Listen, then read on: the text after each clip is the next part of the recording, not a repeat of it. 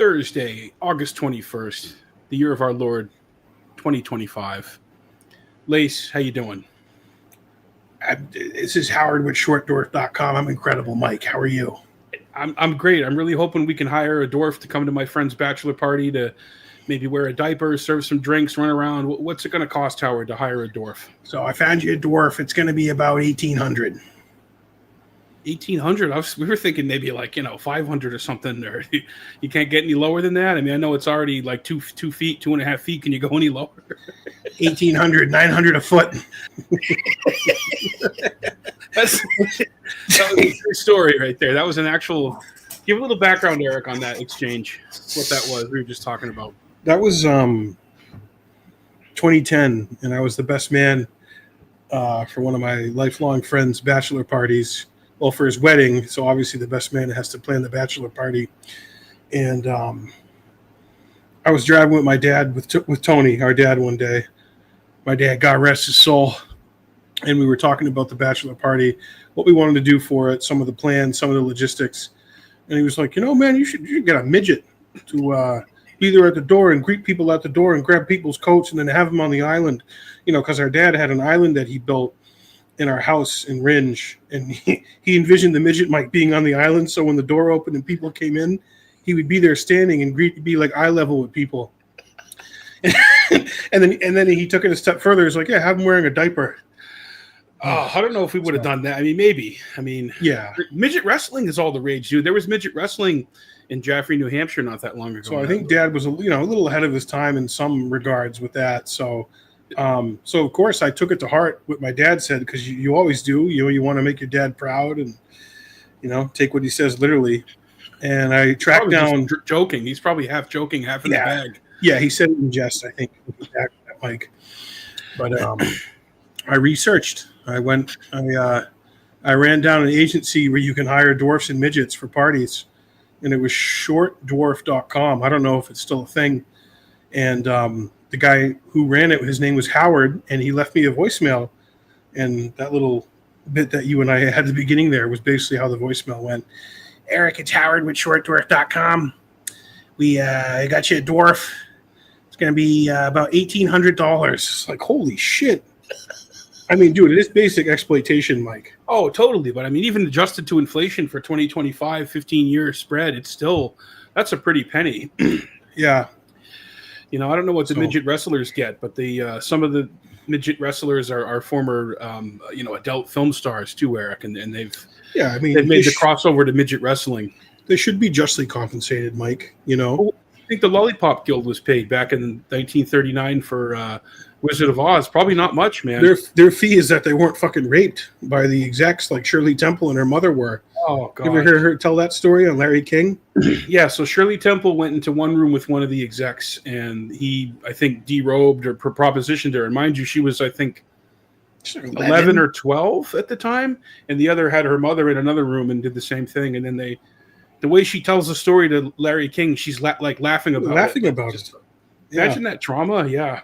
Looking horrible. At least she got a cocktail named after her. I mean, all that trouble, and she got a non-alcoholic, right? Those are non-alcoholic, right? Shirley Temples? I think so, but I think there's an alcoholic option. Yeah. Well, anyways, I guess the point of that is when we were planning that bachelor party, we were like 23, so our brains weren't fully formed. I believed it was a good idea, so I ran it down, and ultimately I thanked him for his time, but we did not go forward with the midget. But probably for the better. We had a really cool personal chef show up in his Hummer. He drove down from Maine, and he cooked up for us. He was great. Yeah, it was a good time. It was fun, but my bachelor party planning days are long gone.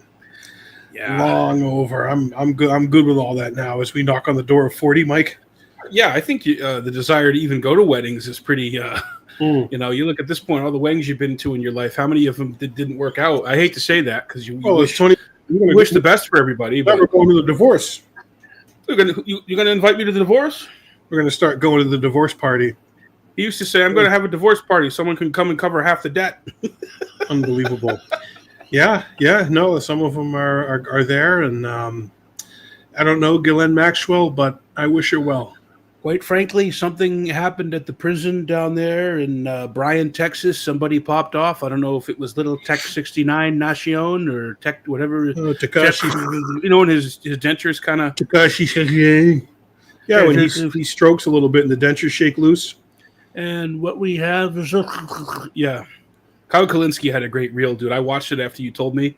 He had a great reel of just like the best of when the dentures get loose or he just strokes out a little bit. Or he mispronounces certain words. It's incredible, dude. I mean you know what, though? And the thing is, though, Eric, like, if you're someone who's giving speeches or doing public events just about every day for 4 years, there's going to be some mishaps and slip-ups. Yeah, you're going to fuck up and trip over your words. I know I did when I gave Rudy Giuliani that award for Victory in New Hampshire. In like, what was that, 2006? We were 19 or 20-year-old kids in college. Yeah. And I was excited. I was up there with America's mayor, Mr. 9/11. And I presented him with an award, and I said, an award for Rudy W. Giuliani. It was kind of fucked up. Double G. It was kind of fucked up to include his middle name, Mike. Yeah. Is he part of the 9/11 cover-up, limited hangout? What's the deal? I mean, Robbie Martin got the goods on those companies linked to Giuliani and cleaning up the anthrax. That's very fishy. That's some weird shit. And Giuliani was probably aware as much as he needed to be aware. And, of course, was it Burmes's podcast he went on where he said he wouldn't be surprised if Building 7 was a controlled demo? That's what after everything I've been through and the lawfare and all the bad hair dye they've given me, I wouldn't be surprised. I had good hair dye stored in the emergency story in Building 7, and it got destroyed on the 21st floor. They had Rudy go out there at the Three Seasons landscaping place, Mike, during Stop the Steal. Yeah, it was like a dildo shop or something next door, right? Fucking incredible, dude. Real end time shit. Yeah, and you were saying the King's going out tonight with the fleet, like on the streets of DC, and what's been going on the last week with that? Well, today, it was either today or yesterday, Hegseth and Vance went out and fed the troops. They look like fucking White Castle burgers. They went out and threw them at them and did some photo ops with them and hung out with the troops who... It was the cheese sandwiches from Firefest. Yeah. They were, the dudes who are actually patrolling DC right now, Mike, who are members of the armed forces. God, okay. God bless them. And Hegseth and Vance went out and fed them and chewed on a burger with them and photo opped. And His Majesty, our monarch, King MAGA, is going out. I'm hearing tonight. He claimed we're actually going to go out tonight. We're going to do a job. We're going to do a job. And he claimed he's going out tonight, Mike, on patrol. Well, that's like the same claim he said he was going to walk to the Capitol. Yeah. On January 6th. He didn't do that. You're going to walk down there. I'm going to be with you. I know. How about when he went on the roof a couple of weeks ago of the White House? He was just trolling, dude. He was also doing measurements for the new ballroom, I think. Yeah, the ballroom where all the Saudis can go and, he can take bribes and, just another. Do you see what he did to the Rose Garden, too? The Rose Garden is like a pavilion now. Looks like a pool that's been drained after a summer at camp. Like when the pool Bill Murray was cleaning Caddyshack with the Dookie baby roof bar. That's what it looks like. Yeah. Jackie Kennedy's Rose Garden got fucking roto-tilled. It got MAGA-tilled. And they're going to, he's got 3 years, Mike, to, basically kind of do whatever he wants. To deconstruct. And that's what he's doing, man. He's pushing the limits on everything. Yeah. And well, this is the natural conclusion of the Patriot Act, everybody. This was put in, no one ever got rid of it. There were a few in Congress who wanted to. And sorry, what were you going to say? I didn't mean to interrupt.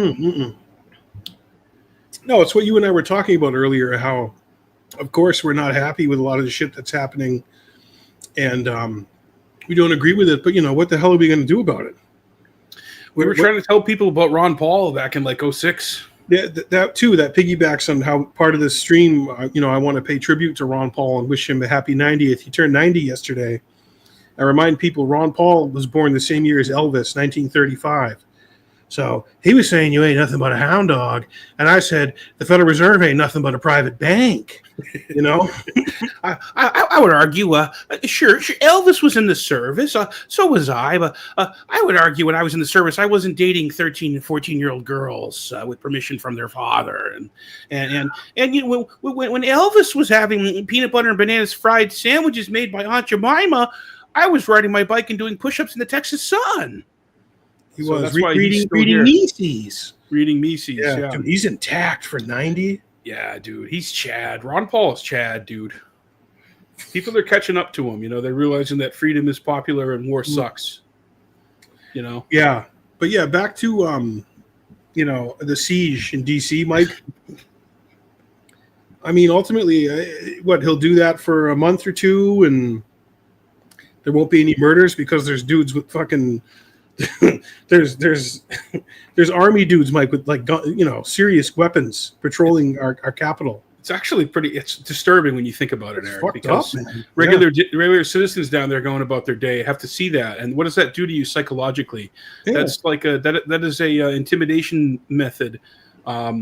And they should go to the areas of Washington where there's the most crime. They shouldn't just be in one area for photo ops, and maybe they are. I don't know, what the total plan is, but if we're gonna totally federalize and go complete complete Stasi, complete siege, complete.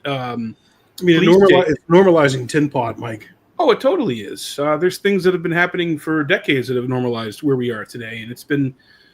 What you said, David Icke said that the tiptoe of totalitarianism, right? The creeping of totalitarian tiptoe. Yeah, it didn't happen overnight, right? Once the Fed takes powers from the people, or they enact new laws, they get more power. They don't relinquish those powers, right? The toothpaste doesn't go back into the tube, Mike. No, eventually you get the dude from The Apprentice running it, with kabuki makeup and he's like. I can't wait to see the photo op and the footage and whatever they present, Mike. From tonight's sweeps. Yeah, from the sweeps. It's basically Neighborhood Watch on steroids, and it's going to be incredible. It's going to be a lot of fun, and we're going to find some very interesting stuff out there. And you're going to be hearing about it very soon. There's some bad hombres, and he's competing right now for ratings with Bukele, with Bukele's super prison that he's got going down there. Yeah. Well, we're going to take all the empty stadiums from the football league that I was part of, and those are going to become new prisons for everybody in D.C. Was it the American Football League? Hillary's going to be the first one in there. It's 9 years too late, but we're going to do it, and we're going to do it quick. We got Alligator Alcatraz, which is so beautiful. It's so swampy and hot and horrible, and there's a 0.0% chance of survival if you escape. What did you think about his Summit of the Strongmans in Alaska? Just a photo op, or do you think something substantive came from it, or what do you think about that, Eric? Yeah, I mean, I think largely the thing was, well, I go back and forth on it. I mean, I go back and forth on that any of it actually matters and that it's not all just land of make-believe and theater of the absurd and kayfabe wrestling of the elites and the, dark psychic forces and energy that run our planet and the world. Have politics as just their smokescreen to keep people distracted and angry and dumbed down and confused and not paying attention to, the big picture shit that's actually going on, like completely gutting the middle class, taking healthcare from people, all their wars, the surveillance state, the Palantir fucking technocracy, all that shit. So we know those guys are all in the shadows really pulling the strings, and a lot of the politics that we see in this idea of elections is kind of just really disgusting, horrible B-level theater. It's like a bad beauty pageant. Yeah, it's terrible. And just like a beauty pageant, it attracts a lot of pedophiles. Oh, God, it's all pedophiles. But also, there's part of me where it's like, okay, and you made this point to me the other day. Russia, the United States are 90% of the world's nuclear weapons collectively. Is that correct? Yeah. Is that the number? Over 90% of the nuclear arsenal is under the guise of Vlad P. and Krang, General Krang. Right. So if that's the case, and that is the public-facing leadership of those two gangster mafias, Russia and the United States, that are really just oligarchies. I mean, we live in an oligarchy. Russia is more open, and Putin is more open about it being an oligarchy and what the deal is. And the United States is, I mean, Trump is being pretty fucking open about it too. He's not really like even pretending like that the thing is not pay to play. No. With the $400 million jet from where is that from? Qatar? Yeah. And, Just It's for the museum, Eric. Excuse me. It's for the museum. It's going to be for the museum. It's going to be so beautiful. It's like Indy said, who was also president. It belongs in a museum, and get off my plane. They should remake Air Force One and have the king. Trump should star in it, and it should be made by like one of those Redbox or direct-to-DVD ghoul right-wing MAGA adjacent studios, Mike. Or the WWE film production company that made all the John Cena films, like the Marine and stuff. Dean Cain can play a pilot. Hire a dude, who's like 30 to 50, a bodybuilder, and just deep fake Trump's head on it, and have him be. Have Trump read all the lines too. Yeah, have him do the additional the ADR, all the recording, and he plays himself. But and there needs to be roles for John Voight, Mel Gibson, and Sly Stallone. All need to be in it. We are honoring somebody tonight who is an American institution, who's incredibly underrated, and quite frankly never got the due that he was meant in the 80s. Sylvester Stallone at the Kennedy Centers. And I'm going to be hosting, okay? They begged me to do it. They asked me to do it. I didn't want to do it, but I'm going to be hosting, and it's going to be amazing. I mean, I'm excited about that. Yeah, that's going to be – that's where his riffing and crowd work is bar none. I told Bobby that they should honor Eric Clapton at the Kennedy Awards this year. And I didn't really get any feedback from him on that, but Clapton's never been honored at the Kennedy Awards? As far as I knew, he has not. And that would be the time for him, because he was very supportive of Bobby's campaign, and he's very based on the vaccines and the flu world order. And I think the season is nigh right now, and Clapton Slowhand's 80 years old. Victory lap.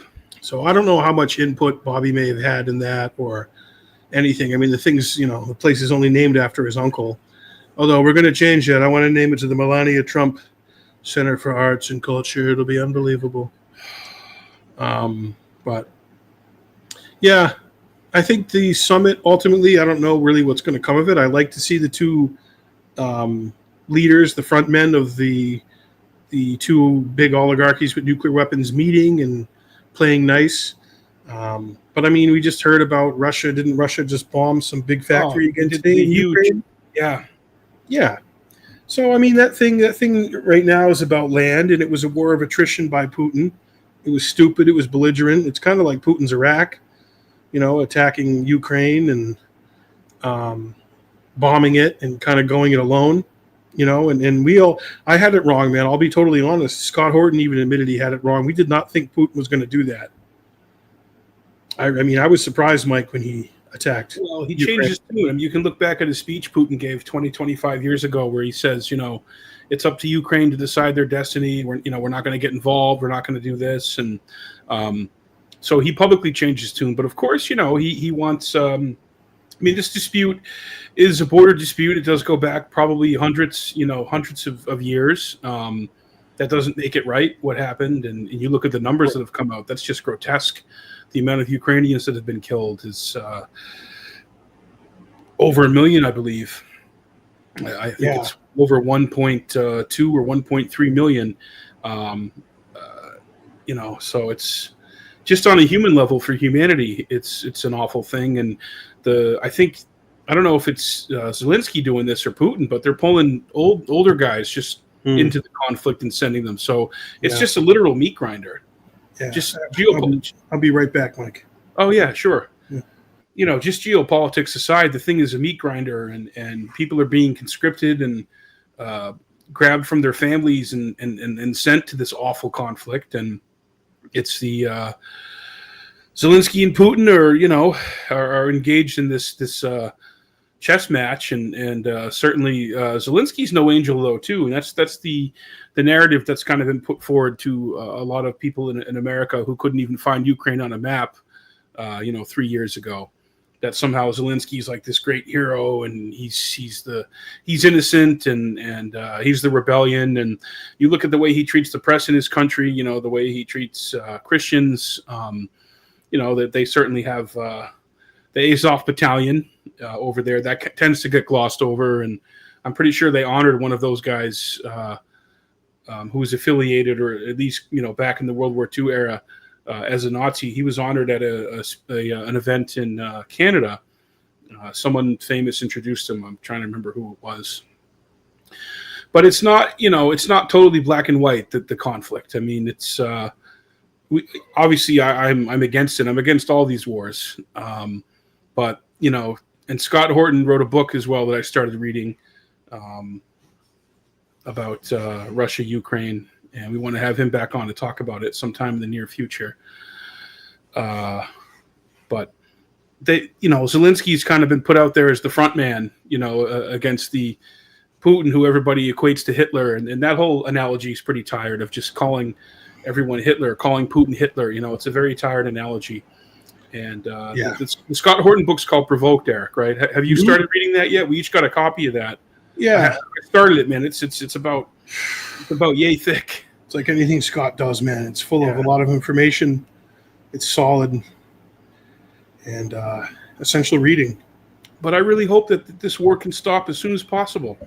That's the bottom line, because there's a generation of people that have been destroyed. The families have been destroyed. Their infrastructure, their country. It's just sad. Humanity with war. That's really how you have to look at it. If you take away borders and you take away countries and this ethnicity and these people and that, it's the wealthy and the powerful manipulating others to go die for their ends. That's really what it is at the end of the day. And, right. We shouldn't forget that. Yeah. I hope there can be some resolution, and I know Trump would like all the glory. I want my Nobel. I want the Nobel Peace Prize. I want it, and I want it now. I do. And he needs distraction from the ongoing Epstein thing since Elon issued that tweet. That was, 2 months ago at this point, or 3 months ago? Or when was the break, Eric?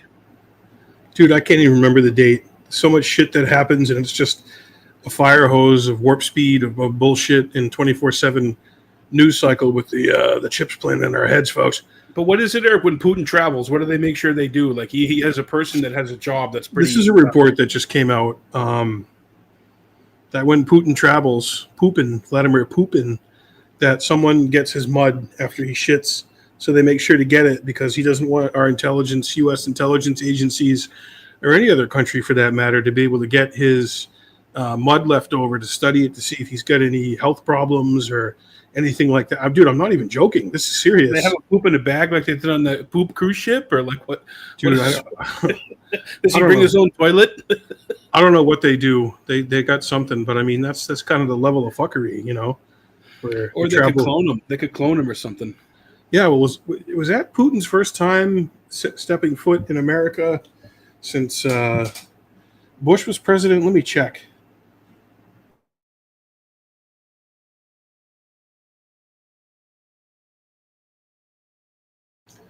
Yeah, let me check this. I'm pretty sure the last time Putin was in America was in Maine with George W. Bush.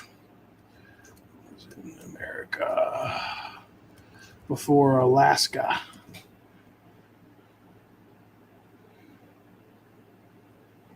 Past trips. So look at Putin's last trips ahead of the summit.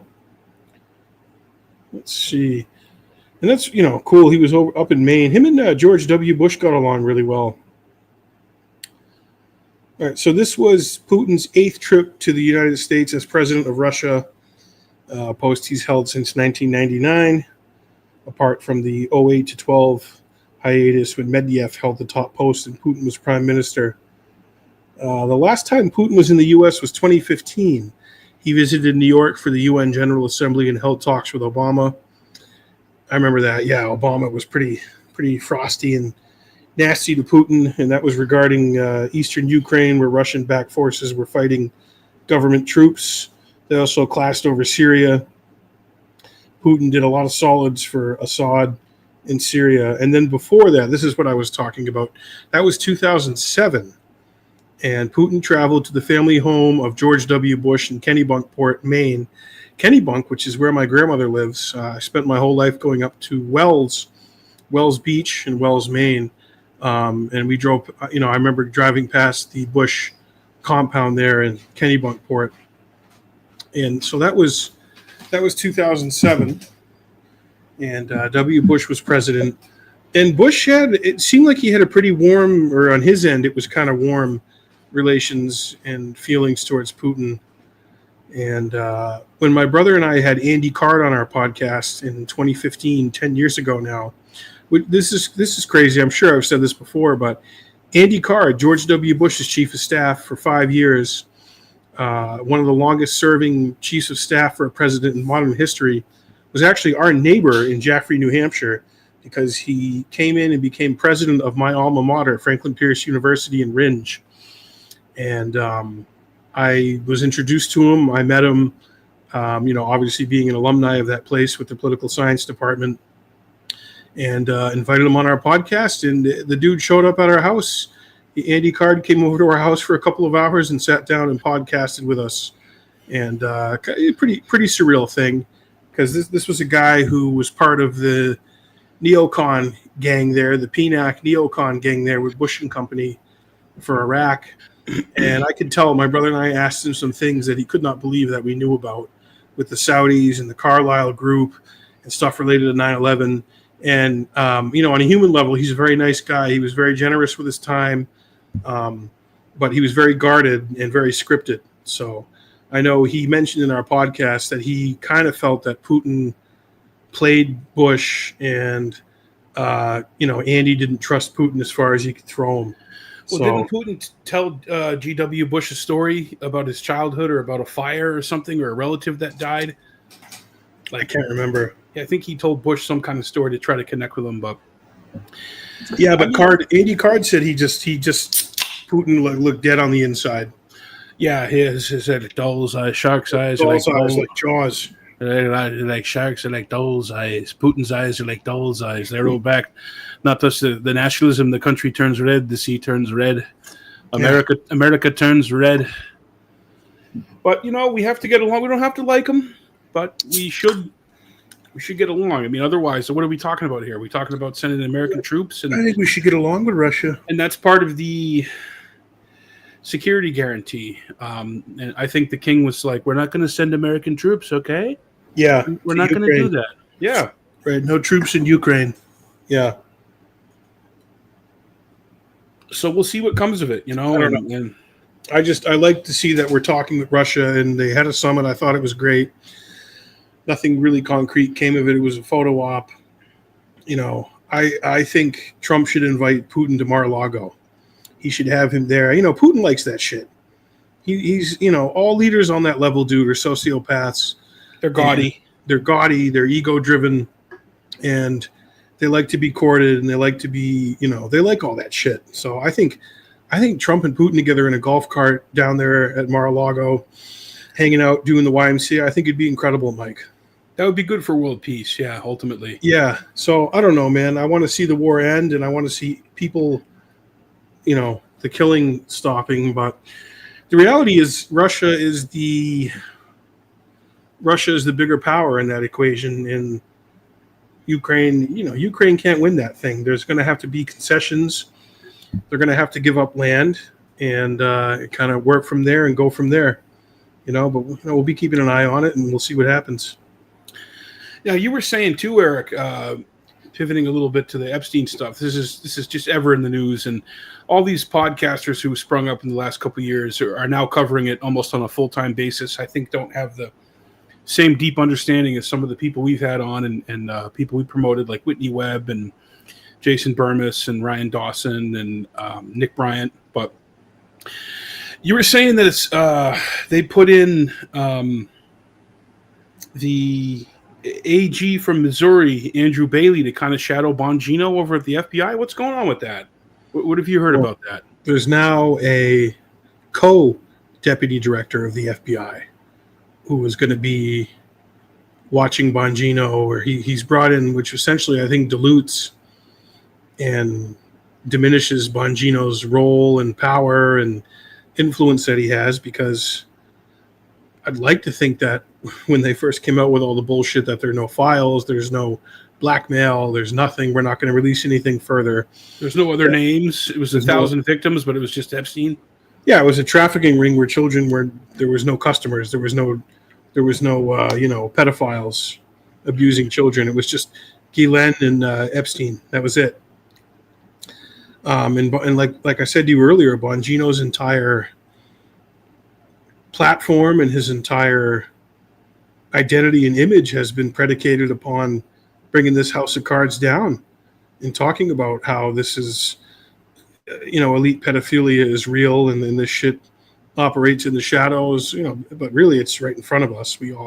Anyone who has the eyes to see can see it. And that if he ever got anywhere in power and Trump won again, this is why I'm supporting Trump. Taking down the deep state means exposing all of this. And we know Epstein's not the only one. We know that guy is one of many purveyors of this. So we'd like to think that Bongino did freak out and almost resigned, and then was kind of quickly brought back into line, and he fractured with Pam Bondi and whatever with Kash Patel. So now this guy's been brought in to, I think, babysit Bongino, look over his shoulder, and make sure he doesn't step out of line. And I think Bongino probably will be the first person to resign from like a major name from a Trump, the Trump administration. He's got to be really disheartened because of this. Yeah. Well, the question he's asking himself, do I want to keep this perch and stay inside the machine, but also I have to go along with this cover up and this bullshit for the sake of what? To still have this title and have some power and some influence. You either die a hero or see yourself live long enough to become part of the deep state. Basically. So I don't know. And then Lev Parnas there, I shared his Substack with you. He was a former MAGA insider, Trump insider. He was part of Trump's team. And he's saying that Elon Musk has made overtures to Bongino, basically kind of guaranteeing him that if he comes out and he resigns and exposes some shit, he'll grease his skids for his next grift, whatever that will be. He can get his show going again, or if Lev Parnas is to be believed, Mike, I take it with a giant grain of salt. You know what I mean? He's a MAGA defector. I mean, he was the guy though that Trump sent over to Ukraine to basically say like, unless you open up this investigation on this prosecutor or you do XYZ for his majesty, you're not getting the money, and we're not. Business is closed. We're not doing this thing. Right. It was part of the beautiful phone call. It was actually a perfect phone call, quite frankly. And Lev is a traitor, and we are looking into that. I mean, dude, he was his boy till he wasn't his boy, which is the case. Who's that? Lev Parnas, yeah. He has a very big following on Substack, and yeah, he's got an axe to grind. He has an agenda, but you know what? They all have everyone has an agenda, man. Just like Michael Cohen, everyone's got a grift. They got to eat. And they're gonna keep eating dinners off Trump's head. Was the bridge too far for Michael Cohen when the king was oogling his young daughter? I think so. Yeah, I think even then he bit his tongue, though, Eric. I think he engaged in omerta even then. He did. Yeah, so that's an industry of former Trump people who publish shit, but it's not to say that what they're saying doesn't have value or merit or isn't true. Or there's not truth to it. There's not truth to it, and it's not worth looking at. And this is from somebody who I voted for Trump in 24. I went all in with him because of Tulsi and Bobby, and I still don't regret my vote. Again, I go back to the vote. Does that even matter? What does that even mean? Yeah. You're just partaking in the kabuki bullshit. But I couldn't stomach the thought of Kamala Harris and Tim Walz looking at her and listening to her for 4 years and looking at that fucking doofus Tim Walz for 4 years. I just couldn't do it. So Trump and Vance was a better option for sure. And then, of course, we knew that there was a spot for Bobby and Tulsi in there, and they're in there, and they have done some significant things. Yeah, so speaking of politics is a dirty, nasty, ugly game, and it's compromise. And winning is never what you think it is or what it looks like. But yeah, that's a good segue into this. It is very ugly, and that's the point I make to people. I'm happy that Bobby and Tulsi are in there, okay? And you and I promoted third parties for the better part of 2 decades. We got mocked, laughed at, called names, everything in the books. Went all in for Ron Paul. I think we would have been better as a country if Ron Paul had even one term. He could have moved the dial a little bit. So, for people who are pissed off about Trump, who never paid attention, I don't really know what to tell you. You should have paid attention longer, before. I don't know what to tell you. But, yeah, so Eric, you told me Tulsi this morning. You told me she cut $700 million out of the department that she heads, right? National intelligence. Is this across the board of all the agencies she overlooks, or is it just the one that she's directly the head of? So it's just ODNI, which is That's what just one. she's director of, which is, supposed to be the coordinator and the corral of all the intelligence agencies. And she got rid of one of them was like an intelligence university that was within ODNI, and then another one was a cyber operation to thwart malign foreign state actors who seek to interfere in America's political system, and then cutting a large amount of staff who basically are redundant and folding them in, some of it folding it into the DOD, I believe. So She also revoked, I think, intelligence clearances for like almost 40 people or something. Yeah, there were 37 people, I guess, who were connected to the Russiagate bullshit and manufacturing intelligence product to show that Russia was favoring Trump and that Trump was a Russian doll and all the Russia bullshit that we endured. Well, let me read this, and we'll read through it. I'll be right back. This is from the BBC for people who are listening to the audio version. Tulsi Gabbard announces plans to cut intelligence staff by half. U.S. Director of National Intelligence Tulsi Gabbard has announced plans to cut the agency staff by almost 50% as she reorganizes the office. Announcing the cuts, Gabbard said the agency had become bloated and inefficient. Sounds like most of the government. Over the last 2 decades. Its annual budget will also be reduced by $700 million, she said. She said the serious changes would consolidate teams across the agency and ensure it was fulfilling its mission to provide objective, unbiased, timely intelligence. And as Eric said, the announcement came hours after Gabbard said the Trump administration would revoke the security clearances for 37 current and former U.S. officials. Among other things announced by Gabbard, the restructuring eliminates the Foreign Malign Influence Center, which monitors foreign efforts to influence the U.S. public. A fact sheet said that function was already performed by other U.S. intelligence units, right? So the redundancy. The fact sheet said Gabbard was also getting rid of units that track weapons of mass destruction and cyber threats, saying that work, too, was performed by another intelligence unit. Well, maybe it was the people who were tracking the WMDs in Iraq. Also going is a group that produced long-range forecasts of global trends.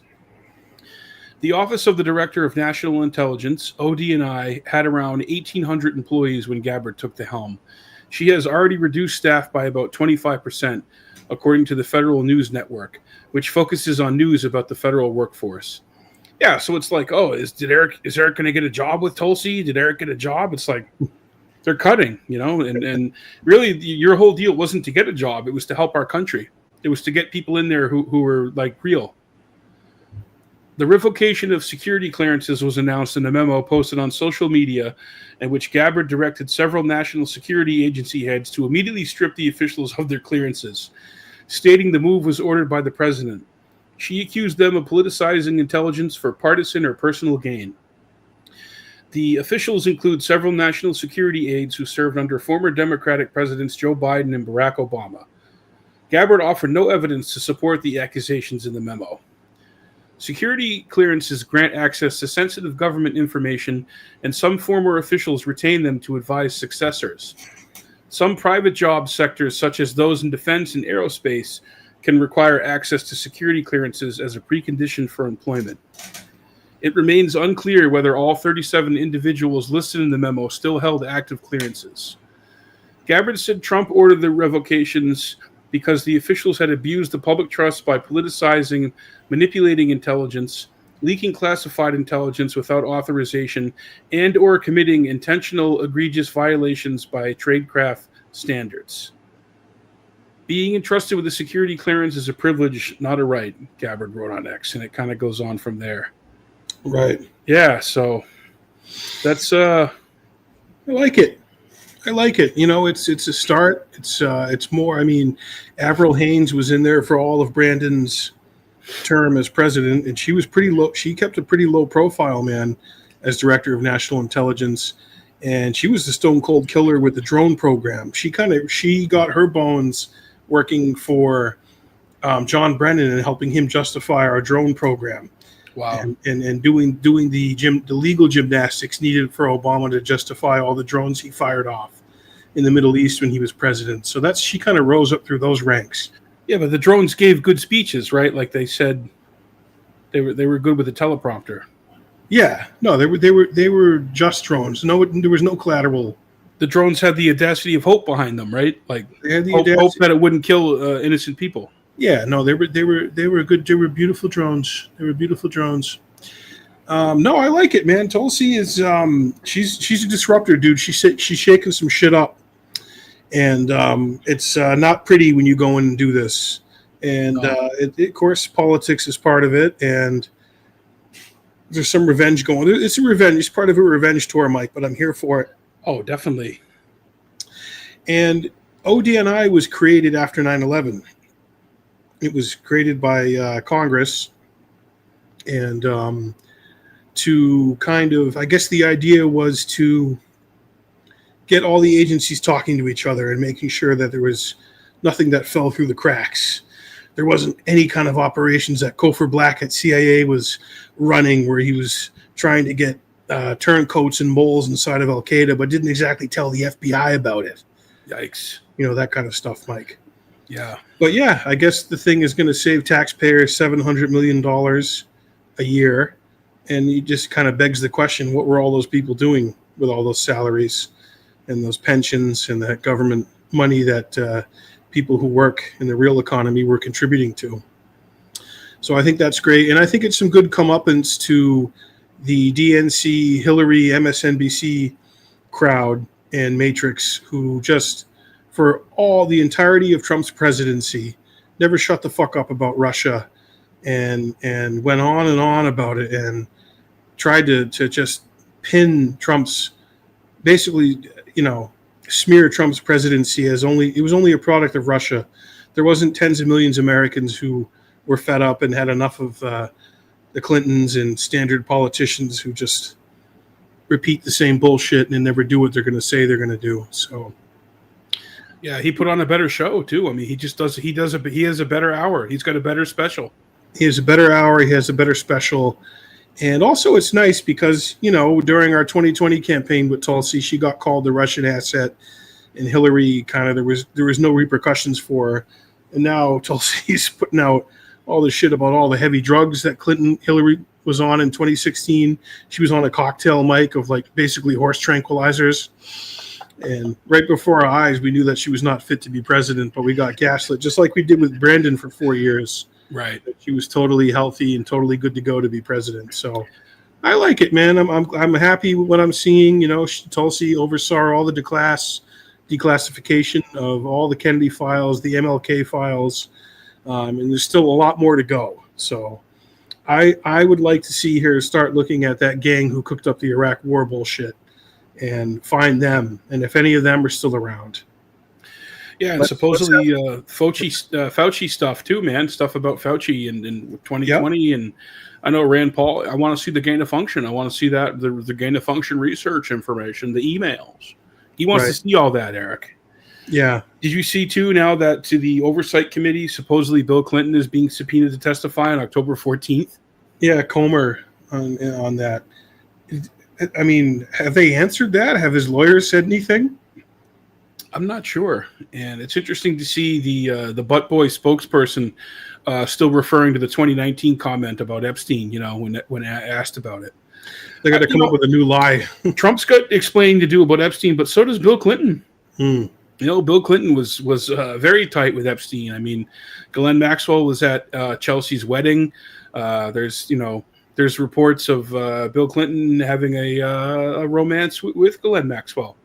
Yeah, he hit that. He did. Yeah, and she came to that vegan restaurant out in New York, or I think it was either New York. It was California in like years after the accusations had been out there, and she was on the guest list, dude, at that dinner with Bubba. With Bubba. Oh, yep. Really? Yep. Sean Penn was there. among others. The Daily Beast actually reported on this, and it's incredible seeing a bottom feeder like Michael Wolff. He's just everywhere now. I mean, that's not to take away from the 8 months of access he had in the White House and the stuff he's reported on, but his whole deal is just talking about Epstein and Trump now. That's like that's just that's his meal ticket, and people are still fascinated by this, and people want answers. The victims deserve justice, and the American people want answers. The MAGA base wants answers. People who voted for Trump, and that's I don't think that's going away, dude. I mean, it's not going away. They can apply as much smoke as they want to and put out whatever they want to try and move away from it, but it is not going anywhere.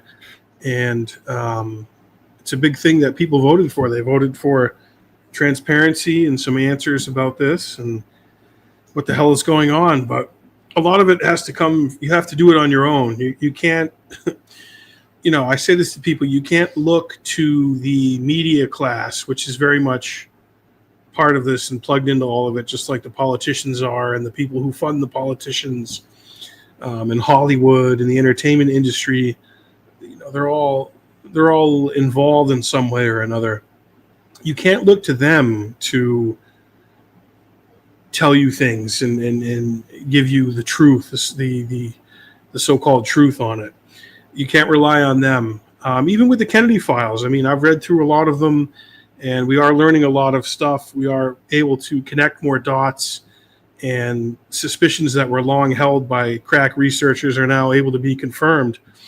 I mean, case in point, the George Joannides stuff, the guy who was part of JM Wave, the largest domestic station in the United States for the CIA down in Miami, which was involved in subterfuge against Cuba and all kinds of other things. That guy, who also was, they all knew about Oswald. I mean, we can do a whole show on this, and I'm sure we will. But the release of the files basically proves and confirms that Joannides was brought in during the House Select Committee on Assassinations and the hearings they had in the 70s in Congress to run interference and to minimize how much access to information and files and knowledge that the committee could get from the CIA. And this was a guy who was there in the 60s, involved in all Cuban operations, involved in operations that were watching Oswald, were reading the guy's mail. I mean, James Angleton was part of that. There's a lot of stuff coming out about Angleton. I mean, that's a big discovery with the Kennedy files, is the Angleton stuff. So there's absolutely been some great things that have come out of that. And I have to give Trump credit for that. I have to give Tulsi credit for that. Bobby needs to be given credit for that. I know behind the scenes he was a big part of that. And none of that would have happened unless Trump was elected this time around and had RFK Jr. in there with him. So we have to celebrate the victories and the wins. And ultimately, it's putting more pieces of the puzzle present for people who care about this and want to look at it and research it and take the time, energy, and effort and put it together and actually understand what it all means. I agree. I think it really is important pieces of the puzzle. And, to Brandon's credit, he did pardon or clear Abraham Bolden when he was president. And some of these files came out when Brandon was president, but he did kick it back to the CIA. So at least now, under Trump, we have Anna Paulina Luna is working with the head of the CIA and people in the CIA to find stuff and put stuff out there. And I don't totally believe somebody like Leon Panetta or especially the CIA guy under Trump. What was his name there? Brett. Fucking right. He was State Department too. He was going to maybe run for president in 24. Oh, that's bugging me. I can see his jowl right now. Yeah, you can picture his head. He looks like the villain in The Mask. I don't believe those dudes. No, what they say about it. But there's younger people who work for these intelligence agencies, and someone made the point. It may have even been Tulsi. They don't know anything about the Kennedy assassination. I mean, this thing happened, coming up on 62 years ago. So, Mike Pompeo. The point is with Pompeo, though, he's keeping the cover-up going. They kept the cover-up going.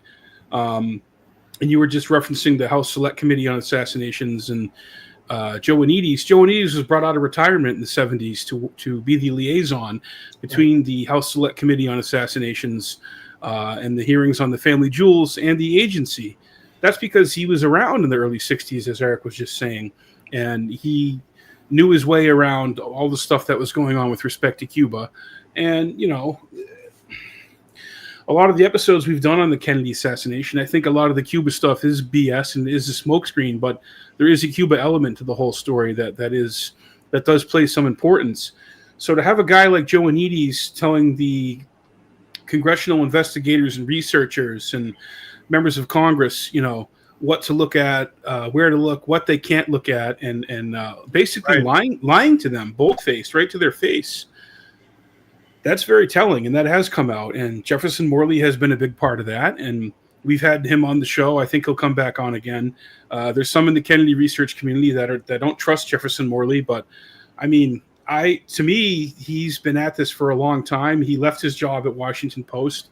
He was told by the editorial board there and the owners, you will not be covering the Kennedy assassination anymore, because he wanted to keep pushing it. And he had the last real interview with Marina Oswald in the mid-'90s. So I believe he's genuine. I believe he has not blinders, but there's certain areas he doesn't like to talk about or look at. I'm not sure why. But also, Mike, but I'm not going to just accuse him of being CIA, because we may agree or disagree on certain areas of the assassination. I think that's regarded. It is.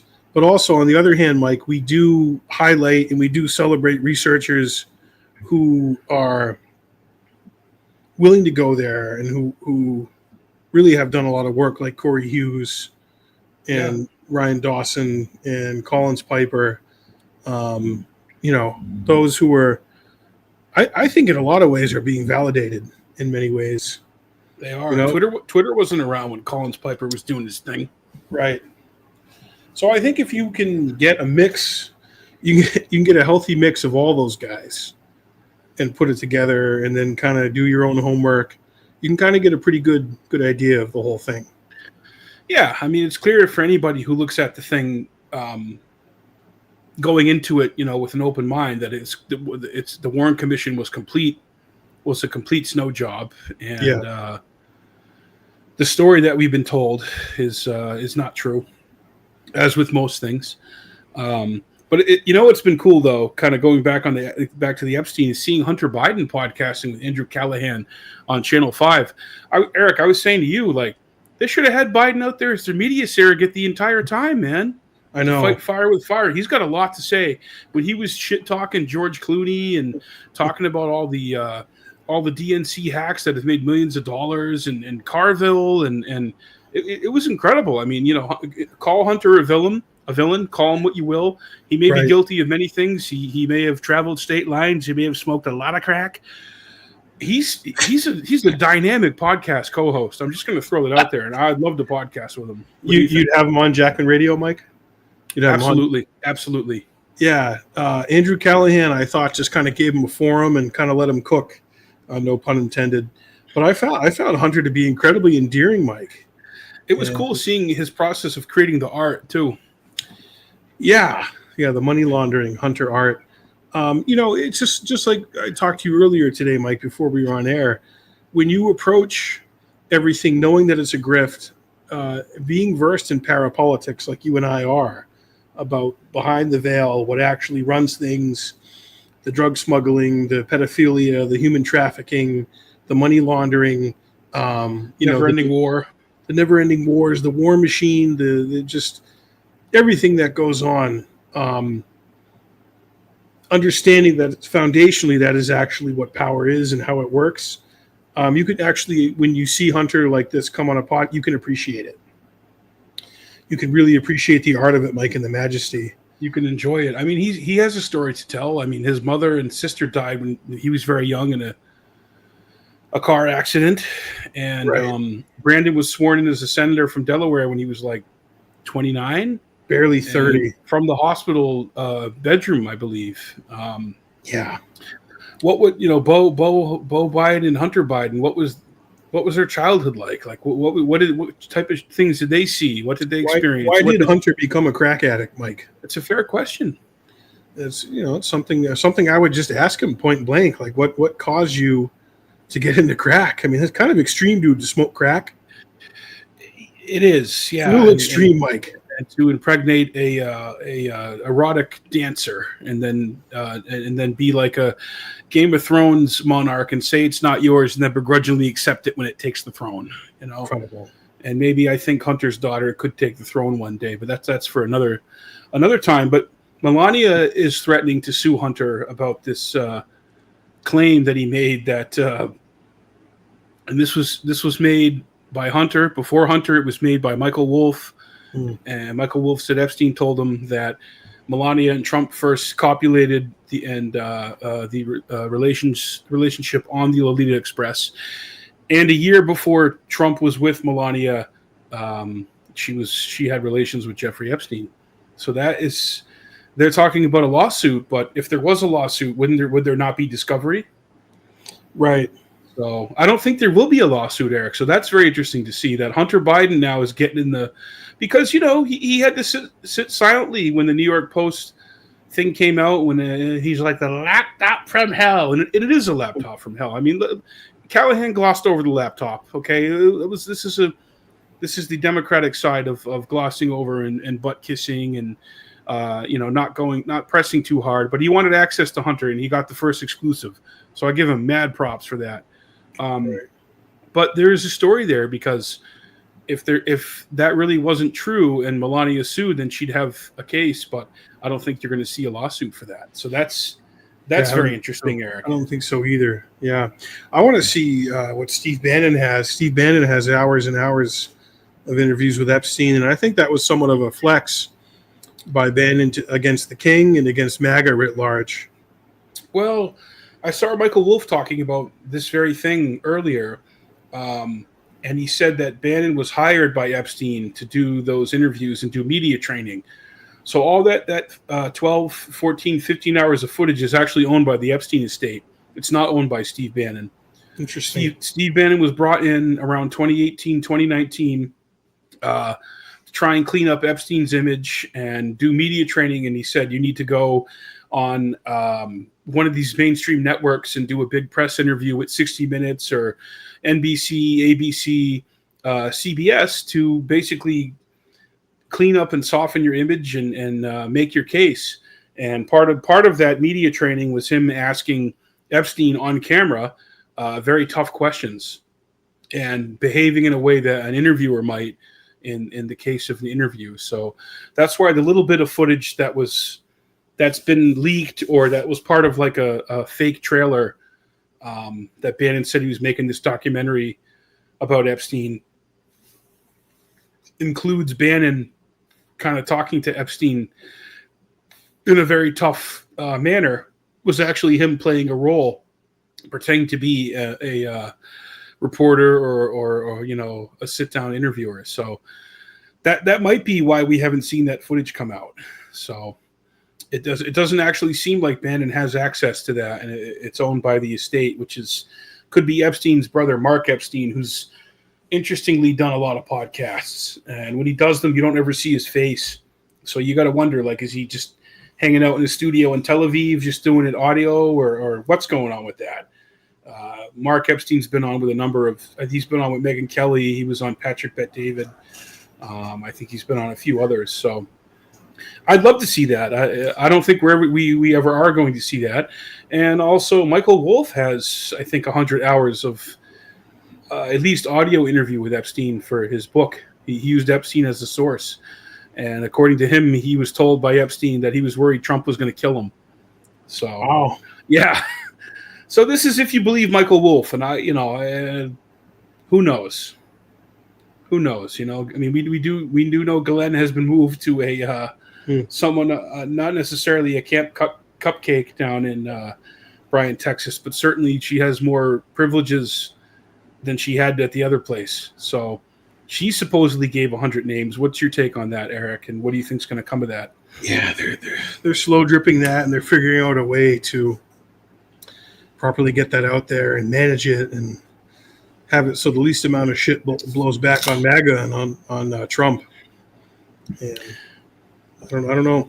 I don't want to speculate too much. I guess we'll have to see what comes out and what they put out and what she said. I mean, dude, they're playing ball with each other, and she knows that right now her fate is in Trump's hand, and if she wants to get out and not do the next 17 years in prison, 15. yeah, whatever it ends up being, 20. She got 20 years total. She's been in the clink for like what, 5? I guess she's been in that long, but yeah, it's a dance, and I don't know. We just know it's a story that's not going to go away. And if Clinton does testify, I just want to get more information about Mark Middleton and what happened to him in 2022 when he committed suicide on a property that I think that was owned by the Clintons, where he was hanging, but there was also a shotgun blast. And wow. Mark Middleton, Eric, was he not the guy that arranged? He was an aide to Clinton in the Clintons' first term, at least, maybe longer, and he arranged the Epstein visits to Clinton's White House between 1992 and 95, like over a dozen visits. Well, it would be 93. Excuse me, 93 to 95. Middleton was the guy. I'll have to double check this, and someone watching could double check it. But dig into that, yeah. I mean, dude, there's questions about Mark Middleton's death. Okay, can we just? I think we can agree. Yeah, I think that was a message. That was a very strong message. It was so strong, very strong. And supposedly, Bill Barr is going to testify too, Eric, to the Oversight Committee. Unbelievable, son of Dalton School. You know, I think Barr is a huge part of the cover-up, and I think if this impacts his career, he could become an Elton John impersonator, or he could do an Elton John tribute act. He does look like Elton John. Yeah, Donald Barr is his father, who helped get Epstein the gig at Dalton School, and then Epstein got enmeshed with all the parents of the children who went there, Wall Street people. Hoffenberg talks about that. Yeah, I mean, it's all the info's out there, man. You know, if you got the network, and you know what, people, I think you were making this point earlier. People shouldn't look at this from a left or right lens. This is the wealthy. This is the millionaires and billionaires and the elite and the wealthy and the owners of our country and the owners of the planet that are involved in this milieu. That's how you need to look at it. This is what real power looks like, and who can cover this up? Who can obfuscate and make you look somewhere else? Well, you know, and continue making it a left or right issue when it's not a left or right issue. Do not be a prisoner of partisanship. Left and right, none of that means anything. That is if you're still looking at politics that way, you have a long way to go, sadly. I don't mean to be an asshole when I say that, but that's the reality of it. Exactly, Mike. It's raw power. It's raw power, man. It's not left or right. They're all involved. Yeah, the new book about Prince Andrew, I want to check that out. It's entitled "The Rise and Fall of the House of York." And I'm not trying to kink shame, but Prince Andrew was definitely into some unique things. Definitely into some unique things, to say the least. But we don't have to go too much into that. I am very excited that Daniel Day-Lewis is coming out of retirement for a new film that was directed by his son and co-written by Daniel Day-Lewis and his son. And it's called Anemone, which I think is a flower of some kind, and I'm probably mispronouncing it. Someone can check me on that. But this is a film 8 years after his so-called retirement from acting that he's going to be in with Sean Bean, Ned Stark from Game of Thrones. And I watched the trailer earlier, which just dropped today, everybody, and it looks great. It looks really, really good. And to me, it looks like it examines what happens to someone who's been sent to a war to fight for their country or given orders to commit atrocities and what the fallout is from that. That's what it plays like. And how is that passed down to the next generation? So I will definitely go see that in October. I don't really get excited too much about many films. No, same here. That much anymore. And you're talking about Hollywood earlier and how corrupt and morally bankrupt and hypocritical that is. But Daniel Day-Lewis has always picked his roles very sparingly. He's retired before. I mean, he's taken breaks, and I don't think he's overrated. I really truly believe he is one of the greatest actors of all time, and definitely one of the greatest actors of the last 40, 45 years. Yeah, he's goated, and he is quality over quantity. And I watched the trailer too, and Sean Bean is in it. Sean Bean is a proper gentleman. He was in GoldenEye with Pierce Brosnan. He was in Lord of the Rings. He's a great actor, and the two of them are in a cabin drinking whiskey, talking about ghosts from their time in the IRA, where they probably fucking firebombed a lot of British people. Maybe they killed some innocent children. But yeah, no, to me, that's what it looks like, and I really appreciate and like that a father and son collaborated on this. You know, obviously Daniel Day's son grew up watching his father and idolizing him and studying how he did the craft and how he prepared for roles, and his lens into the film world was through his father. So I think that's really cool, and I'm with you, Mike. I don't get excited about movies anymore, knowing what it all is. It's all disgusting, degenerate slop, out of Hollywood anyways, and it's all reheated, twice baked, all produced by genocidal Zionists. Yeah, exactly. Right. Yeah, they could move seamlessly from an Oscar party to the Sunset Strip to a crack house to a fundraiser for the IDF with Arnold, But to see this it looks interesting, and I'm with you. I'm excited about it, and I will definitely check it out, and we'll review it on Jack. Before Daniel Day-Lewis was a famous actor, he was a roadie for one of our favorite bands, Echo and the Bunnymen. That's right. And we had Will Sargent on, and I've been reading his second follow-up called Echoes, which is all about the early years of Echo and the Bunnymen, which are one of the greatest bands of all time. They're post-punk, royalty, and Will just has all the humility and the candor of somebody who was working in a kitchen, scrubbing dishes and preparing meals, to then becoming a full-time musician and not having to worry about a day job. To since then, that's what he's done, and he's given the likes of us the time of the day. So that just shows you what kind of guy he is, and he really appreciates the fans and the people that put him there and keep him there. So as a musician, it's been very interesting and inspiring to read the second part of Will Sargent's book, Echoes. Another movie, though, Eric, I have to say that I am very excited to see come out is the new Scary Movie next year. Oh my God. They're bringing it back, dude. It's probably a requel, which is like a reboot and a sequel. We're having a little fun here, guys. Okay, we talked about a lot of heavy shit for a while. This is a big part of our childhood. They don't make comedies like this anymore. So BloodyDisgusting.com reports Anna Faris and Regina Hall will return in Scary Movie reboot, releasing summer of 2026. So I think it's June that it's coming out. And I'll read a little bit of this. Miramax and Paramount are bringing the Scary Movie franchise back to theaters with a new reboot movie. And Deadline reports today that franchise veterans Anna Faris and Regina Hall will once again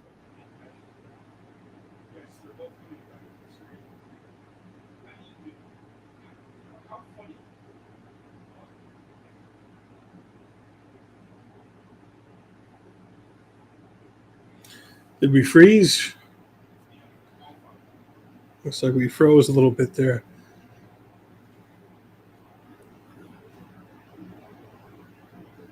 Sorry, guys, our Wi-Fi went out there. Are you back in, Eric? Yeah, I can hear you. Sorry about that, but I was just saying to Eric, how funny was Scary Movie 2, and Scary Movie 3? Like, honestly. So good. Just goofy and hilarious, Just all the humor that... but the spoofs were done with accuracy, which I think is a point that you made, Eric, how, accurate and practical effects. And they really touched on the zeitgeist of the time, and they mocked how silly horror movies were. So are the Wayans brothers going to be in it too, Mike? Are they coming back? Yeah, so Marlon, Sean, and Keenan Wayans will be back, and they said in a recent statement, "We couldn't be more excited to be a part of the new Scary Movie and work with each other again. This is a franchise we created more than 20 years ago. We remember people laughing in the aisles and hope to see that again." There you go, dude. I'm all in, dude. When does that come out? That will be out in June of 2026. We'll go. We'll be there. I'll be there, man. And we don't go to the movies. We were saying that we don't go to the movies that much anymore because they suck. It's just diminishing returns. It's just, and this is rehashed too, dude. But you know what, man? When the opening scene in Scary Movie 2, when you have James Woods playing the role of the Exorcist, I know you have him in there with it's. I know, Mike. Guys, just watch Scary Movie 1, 2, and 3 and tell me that those aren't some of the funniest films that have come out in the last 2 decades, because I haven't seen a comedy film in the last decade and a half that made me laugh like that. And honestly, you won't. So, all right, we got a couple comments here and maybe one more story to cover, and then we'll bounce out. But let's see. We have Big John. Good evening, Mike and Eric. For Eric and Mike, it's always good to see your beautiful mugs. Well, thank you, Big John. I appreciate that. And Varin Saw says, great to see both of you. Oh, thank you. Varin also said, Hunter challenged the October 7th narrative. Interesting. Dude, Hunter's saying shit that he is not supposed to say, but what does it matter anyways, right, at this point? Did he talk some shit about October 7th? I didn't see that part. I'd have to go back and watch it. Maybe because the security police state of the IDF and Netanyahu in Israel was like, if a Palestinian farted along a border fence, they would have a nuke up his ass. But we're led to believe that the 7th. Yeah, I think Hunter said something like that, right? Well, that little girl that was carrying water that got blown up by a drone, she was a Holocaust denier. So, okay. She was Hamas. She deserved it. That little girl with the water that was just trying to have water so she could live another day, so she wouldn't starve to death. The water was Hamas. That was droned by Israel. She was Hamas. So that was Hamas. She deserved it. Okay. Varin also says, I like Day-Lewis, but he stole Tom Cruise's Oscar in 1989 for Born on the 4th of July. That's a fair point. I think he won that year for My Left Foot. And this new flick I kind of wanted to mention seems like a bit of a spiritual sequel to In the Name of the Father, which is Daniel Day-Lewis being caught up and framed in a car bombing and locked in an English prison, I believe, even though he's innocent. And Pete Postlethwaite plays his father, who later went on to acclaim being in The Town. He's the guy who cuts the roses in The Town with Ben Affleck, a fantastic actor. Yeah. I think died from smoking cigarettes, but if you haven't, obviously, maybe you've seen The Town. Check out The Town. Check out In the Name of the Father if you want to see Daniel Day-Lewis. And obviously, Gangs of New York, man, for how ridiculous that film is, man, that's a banger, too. Awesome movie. All right, well, the last story that I want to cover is an op that's near and dear to our hearts is, of course, the Beatles. One of the reasons I became a drummer and got into music is Ringo Starr and the Beatles. They are announcing, we have there's something new. We scraped the bottom of the barrel, but eventually the barrel went lower. And that's not really what it is, but, some people think it's a cash grab. The Beatles announced new edition of their classic anthology documentary. A 9-part edition of the band's 1995 documentary will be streaming on Disney Plus beginning November 26th, so around Thanksgiving, with an expanded Anthology 4 album out on the 21st. Wow, that's cool. So apparently, Eric, they also kind of cleaned up Free as a Bird and Real Love. I figured they would do that with what Peter Jackson was able to do it now and then. Yeah. And get back. But also, they said there's going to be a whole hour of unreleased footage. So I always thought that they had to have gotten tons and tons of footage of the three of them together in 94 and 95, right? That they've never released, that we've never seen. Oh, yeah, and they're cleaning it up, too. Right. Fuck it. I'll watch it, dude. Put it in my veins, man. We grew up on the Beatles psyop. Beatles 1 was huge for us when we were coming of age, going into high school. They make, as Ventura says, it feels good. It makes you feel good. It makes me feel good. So I'm happy to see any kind of new Beatles content put out there in the universe, and we'll enjoy it. We'll check it out. I definitely will. And I love the Get Back thing that came out a couple years ago. Did you see the Family Guy thing where they had Ringo talking about how he outlived 2 of you? Have you seen that clip? No. Was it actually Ringo? Yeah. No, it's not really Ringo, but it's Family Guy. It's a clip of the Beatles and Abbey Road playing together, and Paul Paul's like, I've got this new track, what do you think we should do with it? And Ringo's like, well, I think we should make the sound a little bit different because eventually we're going to have to put it on the CD. And one of the other guys is like, what's a CD? Oh, compact disc. We take it from the vinyl, we put it onto a little digital disc. And John's like, Ringo, you're from the future? And Ringo's like, yes, I am. And George goes, wow, trippy. What can you tell us about the future? He's like, well, I outlived two of you. And they're like, well, which ones? And Ringo's like, maybe I'll tell you. And George is like, before you tell us, I'm going to go smoke 100 cigarettes. And John goes, yeah, before you tell us, I'm going to move to New York City and go in and out of my apartment without security. Oh, no. It's dark, but it's a funny clip. And I paraphrased a bit, but right. That's what I got for you guys. So, hey, Jackman Radio, I had a lot of fun. It's always great talking to you, Eric. Yeah, it was fun. I mean, the Gallagher brothers are together. They're doing their thing. We're doing our thing. Patreon.com/Jackman Radio. Become a patron, $5 or $10 a month. Substack, we're on ericjackman.substack.com.